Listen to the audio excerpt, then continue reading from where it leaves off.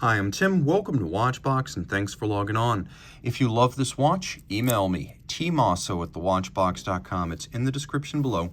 It is your purchase and pricing email question line for buying this or any watch you see on any Watchbox platform. Please reach out to me directly. Email tmosso@thewatchbox.com for pricing. Today, we're discussing an all-time great, the second generation Vacheron Constantin Overseas Chronograph, launched in 2004, but it wasn't until 2009 that we got the watch you see here, nicknamed the Deep Stream during development and still referred to as such by collectors. This is the Overseas Chronograph with titanium media blasted bezel and stainless steel case. So still second generation, 42.5 millimeters in diameter. It's only 12.5 millimeters thick, lug tip to lug tip. It's right on 50.7 millimeters, and unlike the generation 3 of the watch, you can see how the bracelet pulls straight down out of the lug, so you don't have that flare or that fight or that stiffness that you get in the later bracelet. This one is very flexible to the point that you can pull it straight down around a smaller wrist, so it wears smaller. We'll throw this one on my wrist to get a sense of how it fits.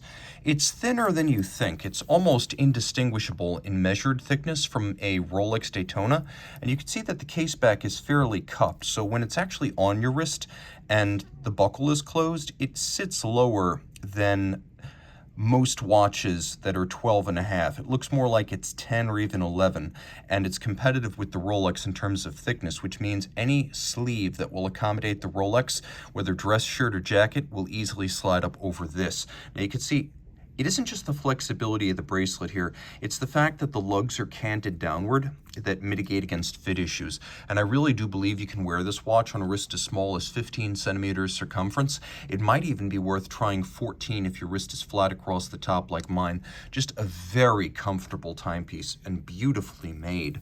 The bracelet, although not quite as feature-rich as the third generation, has always struck me as more beautifully detailed and more substantial in the hand. So you could see that we have a lot of details inside the links, including faceting and polish, and then we have satination across the top, polish on the outer face, a transitional bevel between them. The bracelet is held onto the case using screws and bars, which is always preferable to spring bars due to the greater security and strength of this setup.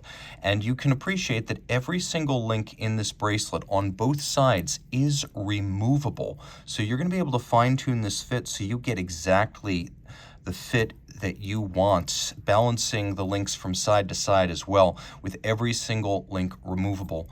The clasp is a double fold twin trigger. You can see when it's closed. It features the Vacheron Maltese cross corporate logo. If you look carefully, you can even see that the triggers themselves have a little bit of faceting reminiscent of the cross.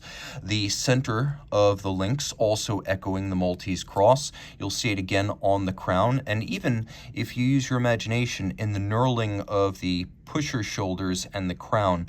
By the way, note that the shoulders of the pushers are titanium, just like the bezel, which also features a Maltese cross motif. And then finally, once more on the dial. Now, you can appreciate that there is a lot of distinction in the finishing and the material and the tone. The titanium is darker. It has media blast on its top, satin internally. There's satin across the lug hoods, then there's polish on the flanks.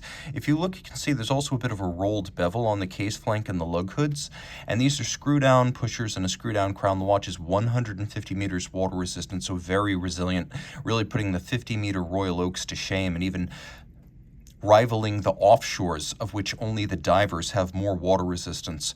Now, taking a quick look at the case flank, it doesn't really have a crown guard or a shear guard profile, so it's easy to actuate the crowns, screw them in, screw them out. You don't have to really overcome any kind of shear guard or crown guard. The watch does have a vertical clutch. It's a Frederic Piguet 1185 automatic, so when you start the chronograph, there's no jump or stagger because a vertical clutch, unlike a lateral clutch, has no inherent play. Also, if you want to leave it running full-time, there's no additional wear and tear.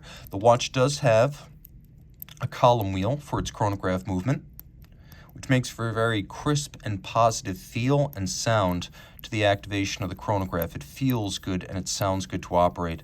The watch does not have hacking, but it does have a quick set system for that oversized date, and the big date at 12 o'clock was a distinctive feature of the first and second generation overseas chronograph, and possibly the single greatest casualty of the third generation design and the most missed feature of the earlier generations. You can also see that the second generation featured no circular plinth underneath the bezel, so it comes across as a much thinner watch and is in fact measured much thinner. The dial has the same sort of nickel anthracite color as the media blasted titanium bezel, and so does the chapter ring outboard, which can be used for reading seconds, minutes, and fractions of seconds. We have 3 polished chapter rings around the sub-registers, but the second generation chrono uniquely has a big eye design for the minutes, so you can more easily read this important scale while the watch is in operation. Hands, as well as indices, are blackened white gold to resist tarnish and oxidation over time. And then the watch is anti-magnetic. You see it says that, and that's because it has a soft iron cage around the movement. An ISO 764 anti-magnetic watch needs to be resilient against 4,800 ampere per meter. This is 25,000, so quite a bit superior. On the reverse side, we can see several different finishes. The case back, there's nothing to see in here because of a solid cage around the movement, so they give you a good-looking reverse side. There's circular satination around the outside. There's a radial satination under Vacheron Constantin Genève. You could see that there's chiseling in the background forming the sky behind the ship and the sea, both of which are polished, and the image basis for that ship was the Italian naval training vessel Amerigo Vespucci, which has been called the most beautiful tall ship in the world. A little bit more on the movement that's inside. So the Frédéric Piguet 1185 was originally designed for Blancpain back in the 1980s. Unidirectional automatic winding with a 40-hour power reserve and a 3 Hz beat rate. It pivots on 37 joules. It's extensively hand-finished and adjusted in a high-end standard of 5 positions.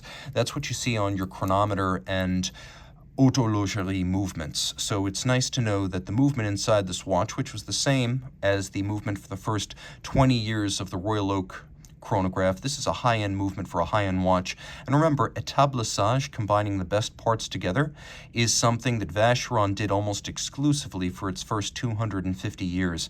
So this is old hat Swiss tradition. You take a Frédéric Piguet movement, you take a Vacheron design, you finish them together in a standard befitting of both. This is what made Vacheron part of the Holy Trinity historically.